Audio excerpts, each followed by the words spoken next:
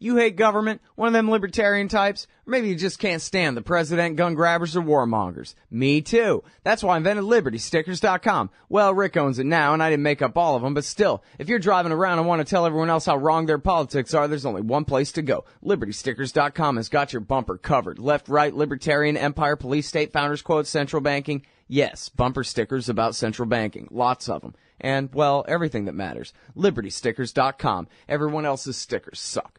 All right, y'all, it's the Scott Horton Show, and introducing Martha Mundy.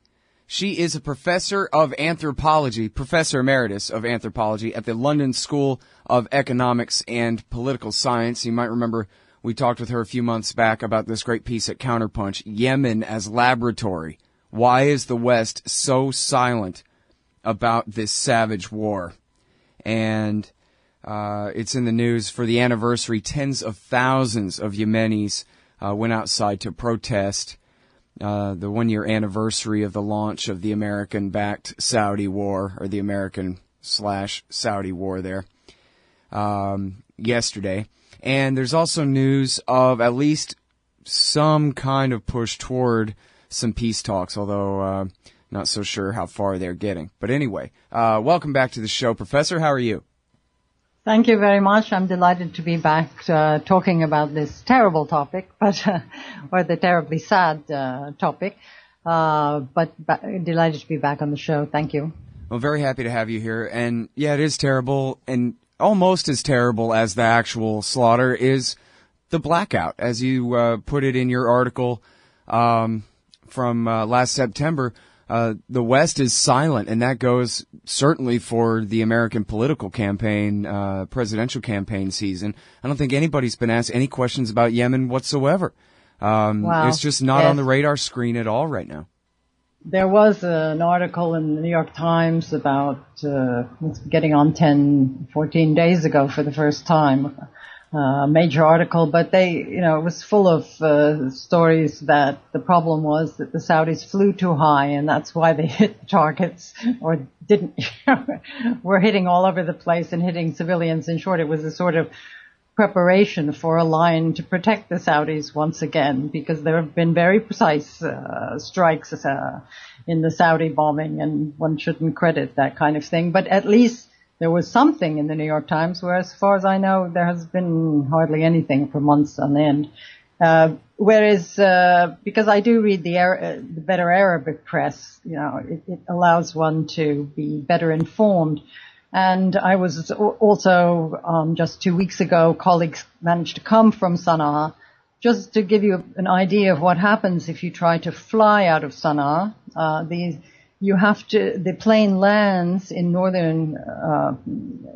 southern Saudi Arabia, in a place called Bisha. Everyone gets out, all the baggage gets out, and the Saudis take anyone they want out of the plane. And hang on to them, of course. Oh. And then the plane can take off and go to the next stop. And there's no regular schedule. I mean, and these are these are highly educated people. They were coming for an important meeting here in Beirut, but people don't even know the level of control that's being exercised on the ground. Even I didn't know that any plane flying in or out has to land in Saudi Arabia before it can even get into Yemen.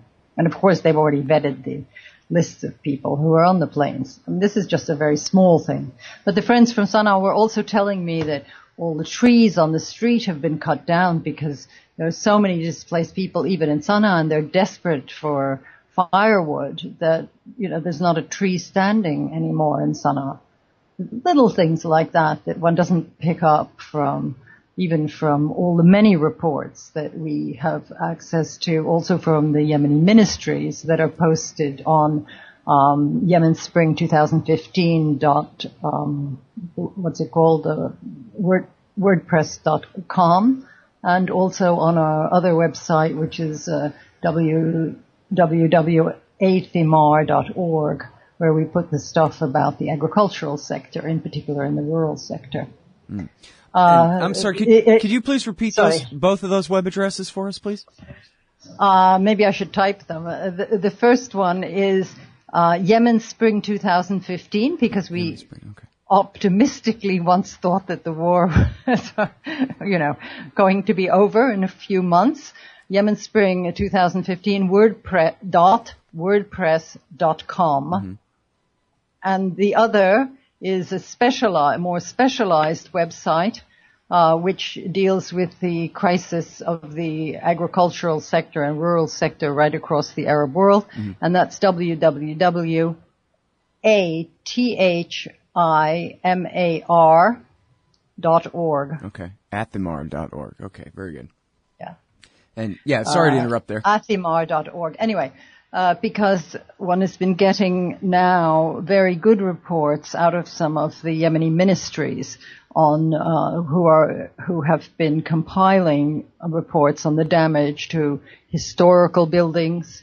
I mean, the numbers that are cited in the West, i.e. that are documented, are in the tens. But I saw a report in an Arabic paper where they were claiming 4,000, and I can almost believe that, because many of the very ancient old houses, whether it's in Sana'a or in Kaukaban, which is a very beautiful place a couple of hours from Sana'a, let alone the pictures out of Sada and the mosques, and they've even hit cemeteries, so the dead need to be punished.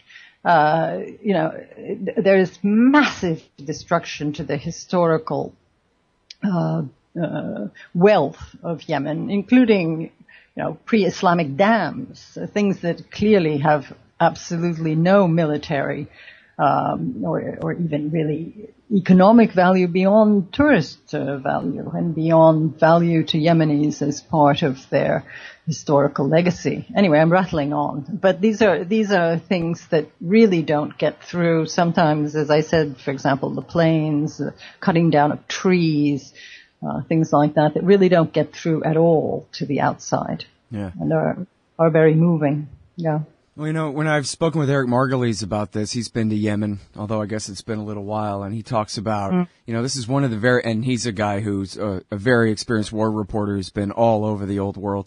And it said this is one of the very few cities, or in Yemen, there are a few cities that are some of the very few left on Earth that literally have walls left over from ancient times and this kind of thing. Am I right that Sana'a is the longest continually occupied city, or I don't mean occupied, but you know what I mean, the oldest city, continuous civilization on the planet right now?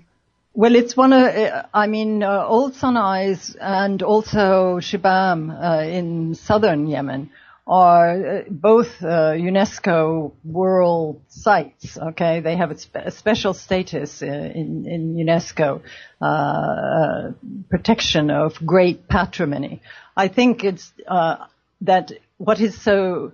I think Damascus is also a front runner for being one of the longest urban settlements and continuous settlements in the world. But the point about Sana'a is the originality of the Yemeni. I know, I know Iraq and Syria. I know Syria particularly well. And these are really great ancient cities too, let alone the damage to Aleppo.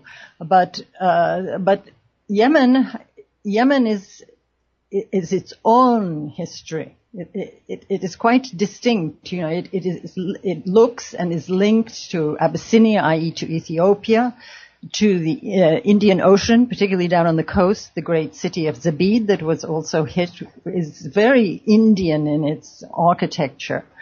Yemen has its own history. So in that sense, yes, for South Arabia, Sana'a is absolutely goes way, way, way, way back. And among the cultural crimes of this war were also to hit the museums that have been developed for Yemeni archaeology.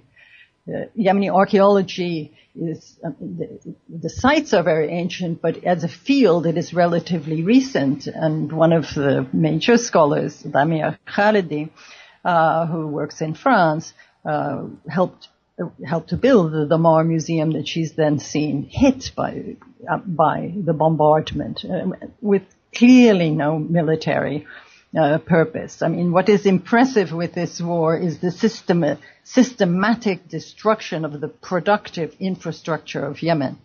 the reports on the agricultural sector are hair-raising. I mean, from irrigation structures to flocks of sheep, to, I mean, you name it, okay, that have simply been bombed, and systematically every technical school. This is a very poor country. Technical education is terrifically important for development. Systematically, this stuff and agricultural. The few agricultural research units, this kind of thing has also been bombed. It's not just the dead, the dead in a sense are happier than those who survive in the midst of this. And so there is massive displacement of population inside Yemen, estimated to be 2.5 million people at the moment, but we really don't know. And now, not to be too technical about it, but these are war crimes, correct? I mean, I don't just mean morally, but legally, isn't targeting civilian infrastructure, economic infrastructure, as you describe, illegal? Indeed, it should be, and that was one of the things it is under the Geneva Conventions. Okay, as should be, and presumably is also under the Geneva Conventions and international humanitarian law, as the law of war is called, to blockade in the import of basic food and fuel, which has been done systematically through this period. Finally, it took the UN more than 8 months to get its, what is it called? It's the UN MOPIC, it was called, i.e.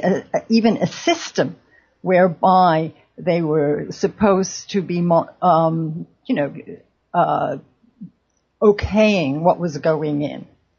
But even so, recently, about a month ago, a UN loaded aid boat was going in. It landed in Hodeidah, and the Saudis called it back because they didn't like that there was some communication technology for the UN that was on there with the food.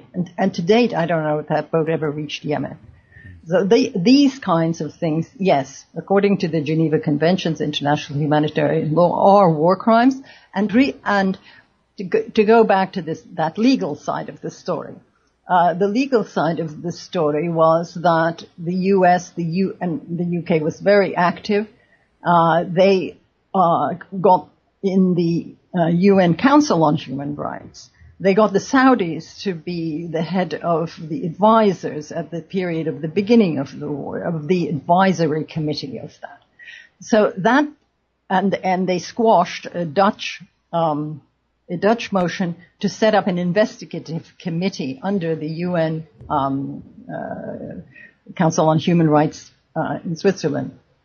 So it is only recently that the UN High Commissioner for Human Rights, who is based in New York and not, it's a different office of the UN, issued a very damning statement saying that there is no question, but that some of these reported instances, and of course they've slowly come to have better documentation, these reported instances would qualify in principle as war crimes. I mean, he's more guarded, right? Then he has to be guarded, and the UN High Commissioner for Human Rights is a member of the Hashemite family of Jordan, i.e., it's Prince Zayd bin Rad. So he's not exactly hailing, but he's being a professional man in his job. Mm-hmm. So I think that the silence, I mean, the US, the UK, and France have been selling arms like crazy to the Saudis, and they know perfectly well, they know very well that these have been used. Also, Human Rights Watch has produced reports, Amnesty has produced reports, let alone the Yemeni human rights organizations that you can find on the Yemen Spring 2015 site. Yeah. All right, now a couple of questions about the casualties there.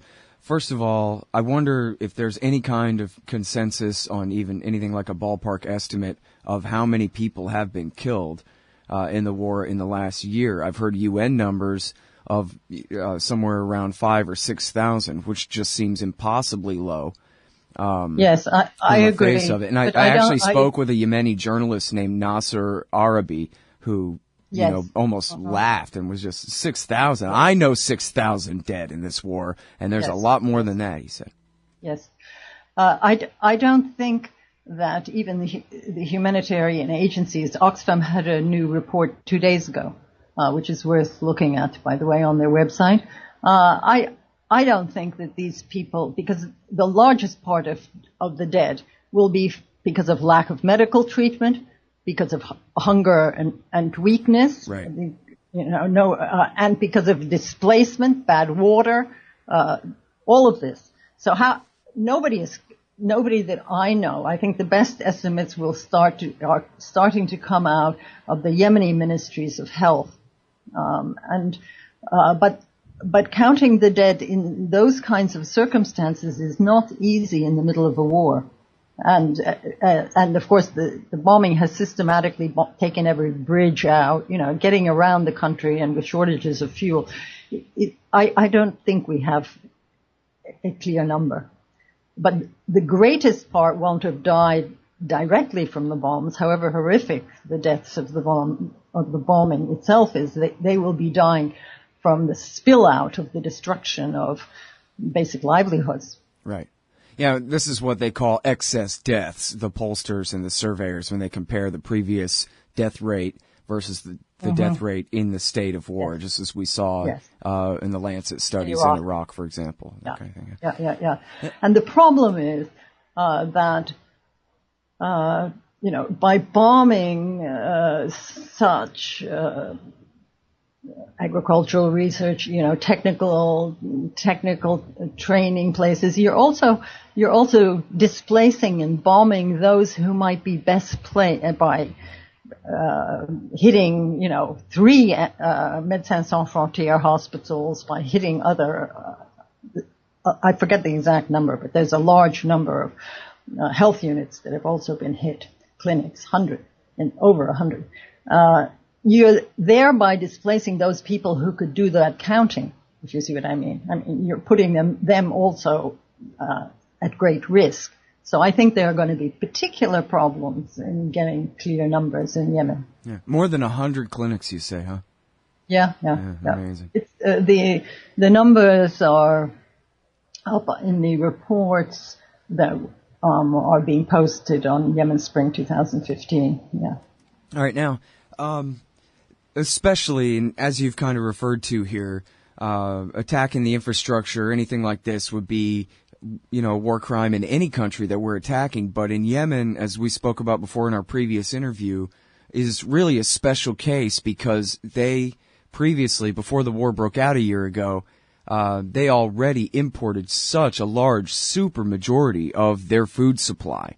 Yes. And in fact, I believe you were explaining, I tried to find the link, I never did find the right story, I guess, but you began to explain on the show last time that, and this is a bit of a tangent, but it's very interesting to me, about how it was international intervention and I guess the kind of typical IMF, World Bank, economic hitman type scam that put Yemen in that situation in the first place. We're already talking about the poorest country in the Middle East. Now, far more dependent on international imports of food than ever before, and now under a year of bombing and an almost complete halt to that importation. You've got the major elements there in the disaster.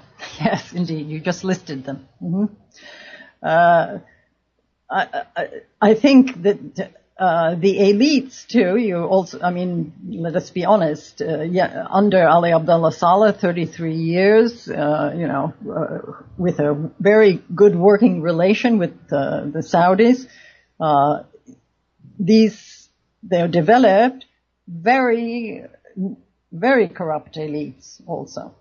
And those elites, and Ali Abdullah Saleh himself, for example, and his family, came to control the major, it was called YECO, Yemen Economic Corporation, which was the major importer of food and the major miller, particularly grains, and a major miller of grains. And so you had an interest developed with very corrupt elites, as you usually do, under kind of IMF guidance, that Yemen didn't need to think of feeding itself. It didn't need to support its basic production of grains, which were sorghum and millet, not wheat. You encouraged a dependence on wheat. There was, the elites of the area, and there was a fair amount of oil revenue at one point. It's a kind of culture of the Gulf, where there will be no tomorrow of the problem of population growth. There is no relation between what you are producing in the way of food and your own political autonomy. So if this war has one lesson for the Yemenis, it is to think of it. In this region, the only country that has actually done that at one point in time is the Islamic Republic of Iran, which developed an Islamic Iranian policy of relatively small families backed by universal health coverage and, defended from the mosques, so to speak. Yemen, which was in desperate need, because I'm on the left, but I think one needs to talk about this side of things too. In desperate need of, and Iran also has to date a policy of trying to be food self-sufficient. How is it that they stood up under the pressure of the sanctions so very long? Now there are issues within their policies, but those are policies that were never discussed in Yemen, however delicate the situation was, because you got, under the former regime, linked to the Saudis, this kind of model among the elites that they could just sell, they could just trade, and so as Yemen went into the war, I'm not focusing on neoliberal policy and the World Bank, but of course, it's all a package, right? The diktats come down and then, the elites play the game. But Yemen is, a real rethink about how to rebuild from the base of production in Yemen is going to be vital for the future, and it's not easy. Yeah, well, and especially not with all the international intervention, as you say, distorting every choice in their markets. Yeah. And now, so here's something that this has kind of been a running joke over the past few weeks about the Syria war, is that literally, and even in the Chicago Tribune and in the Daily Beast and some of these places, we've had fun headlines about CIA-backed jihadists fighting against Pentagon-backed Kurdish forces in Syria, and, just left hand and right hand can't get their act together whatsoever. And it seems like we have the same kind of dynamic going on in Yemen right now, where there are headlines. Well, over the past couple of weeks anyway, we've had a few different airstrikes against Al-Qaeda targets by CIA drones, which I guess I understand are flown by Air Force, but just on CIA orders. But meanwhile, the rest of the entire U.S. Air Force is fighting for Saudi, at least in effect, for Al-Qaeda and for the Islamic State against even though they're enemies with each other, against their common enemy, the Houthis. Yes. Just amazing. Is there much commentary about that out of Yemen? Are they puzzled by that? It is as though, the American economy making it, and the British too, to a certain extent, making its money between the dollar oil nexus and military sales. And Britain has, those two are also overdeveloped in Britain compared to any other European state, that all that matters is arms sales. All that matters is carry on war. And Yemen was a laboratory for the drones, even as much as Pakistan, as you know, from before this war. So now they're back at it. And yet in the early parts of this war, there were reports that the Saudis were bringing in by ship Al-Qaeda characters into McCullough. And we know that they're basically in power in the south. So this is not hidden to the Americans right. or the rest of them. And the South, where there were, one had some sympathy for the Southern separatists after what was done also by Ali Abdullah Saleh and with Saudi paying for that 1994 war against the South when it tried to secede. But they have been really left out to hang by bringing in all these guys. And a friend was telling me the other day that in the east, in the Maghreb area, there's of course a very important project of Wahhabization, i.e. Bringing people into the Saudi fold, and those are the areas where Yemen has its oil. I mean, these things are not unthought through completely. It's not just a religious thing. There was a game plan there, and presumably the Americans were going, either the Americans just like wars, because capital flows out to Western banks and they sell arms, and what the hell do they care? They're far away. And they've managed to keep, people can't get out of Yemen, seriously, like Syria. And so it's not creating the same problems as it does for the Europeans in Syria. Mm-hmm. And the elites, some of the European elites are also a bit in the same game. I mean, it's incredible. It's certainly not long-term policy, but yeah. Well, I'm going to definitely try to remember to get back with you about the links to the stories of the Saudis actually bringing al-Qaeda guys to Yemen at the start of the war. Definitely want to read up on that and get those footnotes nailed down. I wanted to ask you one more thing here before I let you go, and that would be about something else that Nasser Arabi told me. He said he's not a Zaidi Shia. Yeah. He never was a Houthi. But boy, is he a Houthi now, and so's the whole country. Everybody's a Houthi now, and they love it. It's sort of like the Republicans came and replaced the Whigs or something, and, that's American political history. But point being that they have expanded their support and membership, far beyond what their support started out as, and not just because they've conquered Sana'a, but because they're the only ones fighting against the Saudis. Yes, I've seen an article by him in which I think and the demonstrations in Sana'a were huge, and they were in fact two demonstrations. One was of the General Congress Party, i.e. the party of which Ali Abdullah Saleh, and it was huge, and the other was organized by the Houthis, but by the way, there were figures from different Yemeni parties who spoke, including the Southern Separatist movement, including the Socialist Party, the notion that the Houthis talk to others, unlike the Al-Qaeda types. Okay, these are political people who negotiate. Well, and the Houthis are somewhat allied with Saleh now, right? Be perfect in all. Yes, but they are distinct, and they will tell you that they are not. They themselves argue very clearly that they're not in his pocket.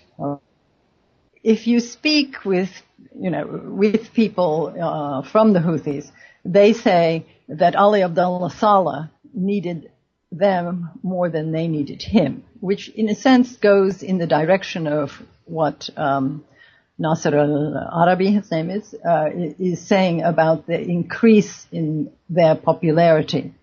I mean, but the General Congress Party and the army, they have been folded into the Yemeni army. But it is noteworthy that two things. One, in these massive demonstrations, I mean, hundreds of thousands. I mean, how you even get around Sana'a is a small miracle. So it shows there was a great motivation. Okay? But we're separate. One organized by the General Congress Party, which is Ali Abdullah Saleh's party, but it obviously, as a party, goes beyond him. And the Houthis. But what was interesting, looking at the videos, was that in the Houthis, there were representatives of very different Yemeni parties also speaking from the podium. The Southern Separatists had a representative. Socialist Party had a representative, and I'm sure there were some other groups that were speaking, also from the podium. So it is true that the Houthis are very strongly in control at the moment, insofar as, there's a war situation of staggering proportions. But they are still speaking, and working with other political groups, unlike Al-Qaeda types, who assassinate essentially. They're those who are different to them. Yes. Mm-hmm. All right. Now, Martha, I'm sorry. One last thing. That was supposed to be the last thing. This is the last thing before I let you go. I need to get your comment on this, and it's something we've touched on a little bit, but I want to make sure that it doesn't get short shrift here, and that is American support for this entire war. The Saudis, people may or may not be familiar enough with the Saudi military to know that they don't do anything without America doing it for them. Basically, they can't. And in that New York Times article that you mentioned, which really, casts a very dark shadow in just showing how little other coverage there's been of this over the last year. But in this one big New York Times piece, they talk about, as it says here, the White House thought, and we won't have to get into this necessarily, but they thought they needed to placate the Saudis after doing the nuclear deal with Iran, which really helped secure Saudis' interests. But anyway, in order to make them feel better, it says that fact alone, or the need to make the Saudis feel better about it, eclipsed concerns among many of the president's advisors that the Saudi-led offensive would be long, bloody, and indecisive. They're saying right here in the official administration talks to the New York Times version of the story, yeah, we knew it wouldn't work, but we did it anyway for political reasons. So now here we are a year into the war, and not to be too utilitarian about it, but is there any chance that this war could at any time soon be anything other than indecisive? All the reports I've read from the ground, I mean, the Saudis have not won this war. They have created immense chaos in the south. They have impoverished and torn apart the entire country in one way or another, and particularly through the bombardment of what was former North Yemen. But they are really not taking things on the ground. And in the prisoner exchanges which happened recently, it was 109 Yemenis for 9 Saudis. We usually only hear those numbers, with the Israeli-Palestinian, but the other way around, so to speak. I think all the accounts are, and the Houthis and the popular committees have gone quite far into Saudi Arabia. And, the Yemenis will fight. And they really fight. So if it were not for the incredible total control of airspace, and I do not accept the stuff that's repeated there by the administration that, they fly too high, that's why they hit judges' houses with great precision, and factories systematically, etc. That's covering for the Saudis, and we don't know who's flying the planes exactly. Certainly, in Moroccan fact, was shot. I'll mention there real quick that I interviewed a former U.S. ambassador named Dan Simpson a couple of weeks ago, and this isn't definitive or anything, but he said that he had heard that there are Americans flying in the back seat of these F-15s, that they are literally the co-pilots on these bombing runs, which wouldn't surprise me, that the princes need the Americans to hold their little hands all the way to the targets. I actually think it's too simple that the Americans just wanted to placate the Saudis, because one has to keep in mind both Syria and Yemen. And in Syria, they weren't placating the Saudis when setting up, parts of that armed resistance to Assad. So partly, I find that only partial explanation of this. Well, what do you think is the American motivation here? Well, I think that one has there must be different wings in American system, and some of the military, and one got a feeling of that in Britain too. Some of the military just thought in kind of military terms. For example, in in the Arabic press, it has been reported that Mansour Hadi, I don't know whether it's absolutely true or not, signed a 99-year lease on the island of Socotra to the Emiratis. And certainly the recognized Prime Minister Baha stopped by there on his way to Aden and to Riyadh a couple of weeks ago.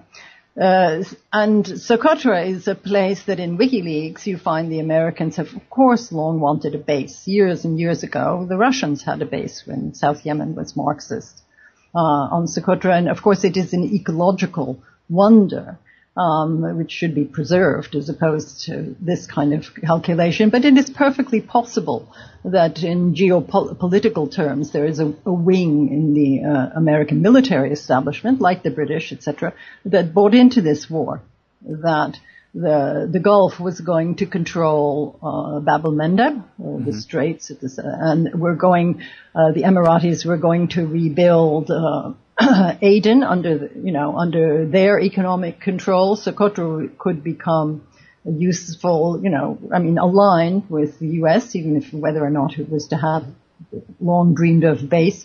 This kind of thing, I'm afraid that there is some of that that we will later come to know about, and other things to do with Israel and, etc. Peace with Israel, as she said right at the beginning of the war, and his list of wonderful things that would come out of this war was, of course, signing a peace with Israel too.